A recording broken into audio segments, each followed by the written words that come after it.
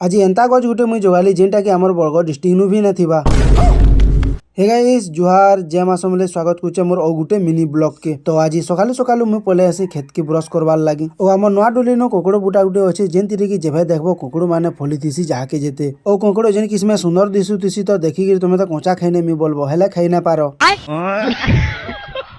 सबु ककड़ टुली सारा पर बुचकाटा बुचके गोठासी और पले आसी मुई घर के तार पर गज गुटे जगाबार लगी मोर बापा संगे पले आसू आमे बारी आड़र बोरिंग निके ओई गछर ना सुनबो बेले तुमको भी अखिलिया अखिलिया लगी जीवा। ओई गछटा हमर पाखे आखे कि हमर एरिया रे भी नहीं न और ई गयर ना होचे रेड थाई जामरुल। ई गछर फलटा जेन माने भी लंका भेलुआ देखिछो समान हेनता ही दिससी हेले इटा लंका भेलुआ नुइसे ई गछर फलटा होचे जाम। गला बरस भी एंता गज गुटे आनिगिर जगेतिलु हेले से गछटा केनथे मरी गलाई तो के जाने सेतिर लागि बोली ई थर फेर गुटे गज आनिछे लगाबार लागि और ई गज के छनकाईटा लगौथुसु। ओई गछटा के जदि लगेइछ कि केनु देखिछ बेले भी कमेंट रे कहबाटा ने भूलबो। फिर देखा नेक्स्ट वीडियो रे जुहार जय मां समले।